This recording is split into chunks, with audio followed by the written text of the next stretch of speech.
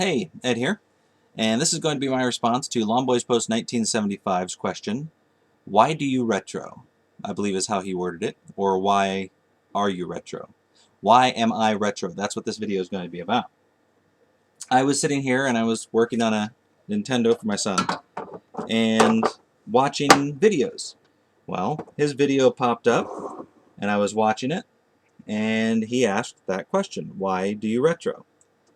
He wanted to know. Well, I have answered parts of that question through a bunch of different videos, but I don't think I've ever explained it fully for anybody who would be interested. I just never thought anybody would really be all that interested. Anyway, it's a complicated answer, and I could probably spend, 45 minutes talking about it. I'm going to try not to spend 45 minutes talking about it. So we'll start with my collection first, how I got started. I bought an Atari 2600 at a garage sale and played it, loved it, brought back a lot of great memories, made me very happy. And then, after about a year, I decided, you know what, I want a Sega Master System too, because I love that system. So I bought a Sega Master System, and I actually got it, long time ago.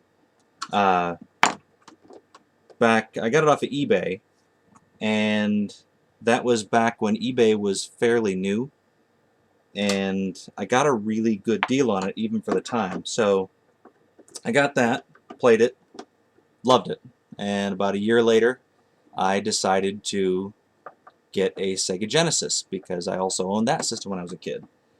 And man, that was just as much fun as the other two.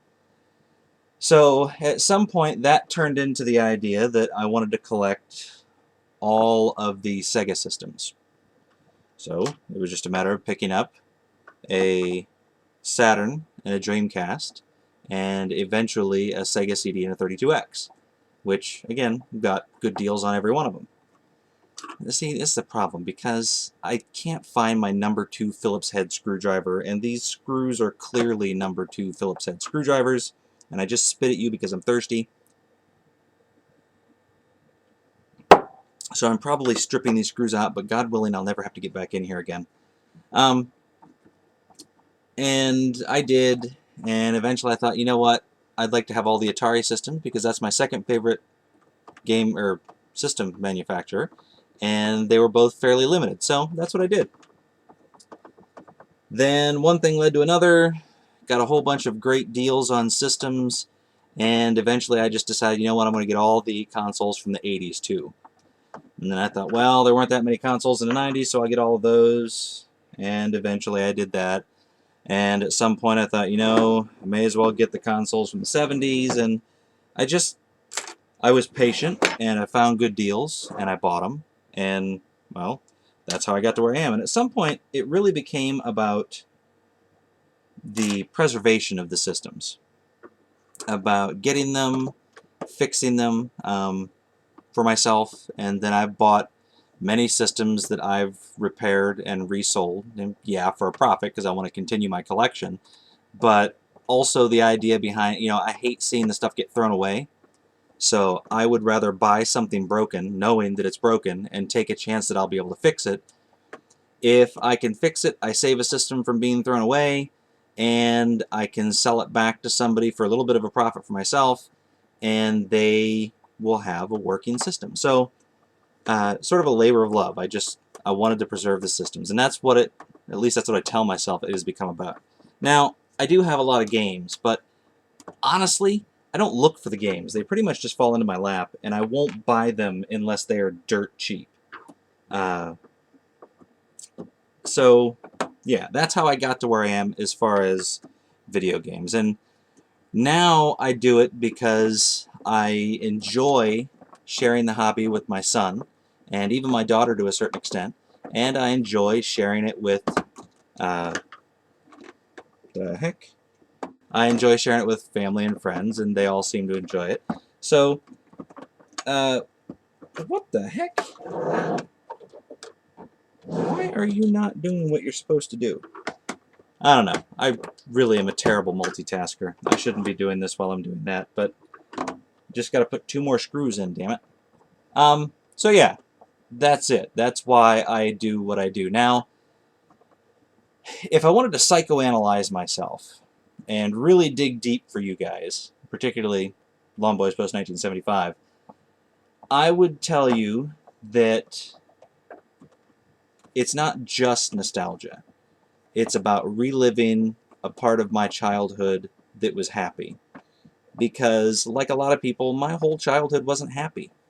If you look at the stuff that I have, the stuff that I collect, aside from just video games, I collect stuff from the 80s, or from that era. And it's all stuff that I would have enjoyed, or I did enjoy as a kid. I have Laserdiscs, I have board games, I have a couple of toys here and there that people have bought me through the years, or that I've found for nothing. And it really centers on the time, early to mid-80s. My father died in 1986, and it's sort of a, I don't know, time sort of stopped for me, because back then, when my dad died, I mean, he was everything to me. I had a special relationship amongst my brothers and sisters, there were 6 of us, with my father. I was more close to him than most of the others. So when that happened, I thought, life is going to be terrible. It's not going to be worth living anymore. It's going to be horrible, and I'm never going to be happy ever again. So if you really wanted to get into it, that's really the time period that I enjoy collecting from the most. That, and my dad died in '86, and then I ended up getting my Sega Master System not too long after that. So that was sort of something that I was able to bury myself into and focus on that. First, the anticipation of getting it, and then actually having it and being able to enjoy it. And then a couple years later, I got a Sega Genesis. So I used those systems and video games as a way to, I don't know, numb the senses, to get away from reality. And if I really wanted to get into it, that's probably why I do it today. It reminds me of a time in my life, particularly in my childhood, when I was happiest. I was happiest when I was very young and my dad was still alive, and I was able to do all those things with him. And then after he died, finding solace, I guess, in those 2 video game systems, those 2 Sega systems. So for me, my Sega fanboyness, or my love of Sega, stems from more than just the fact that I enjoyed the systems. For me, Sega was a way, or video games in general, but Sega in particular, was a way for me to escape reality.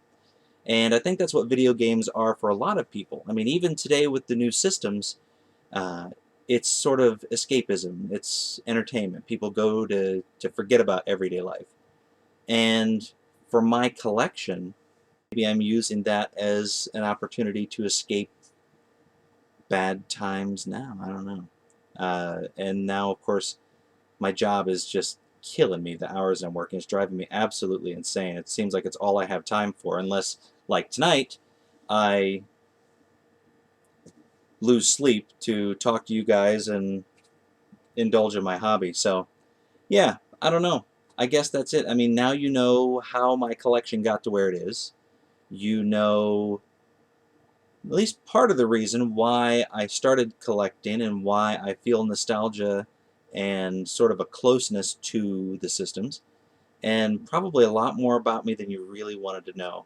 But it's about 10 minutes. I don't want to talk for 45, so there you go. I have just psychoanalyzed myself on YouTube.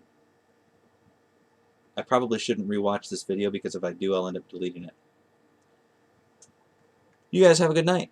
Or it's night here, probably morning other places. Bye.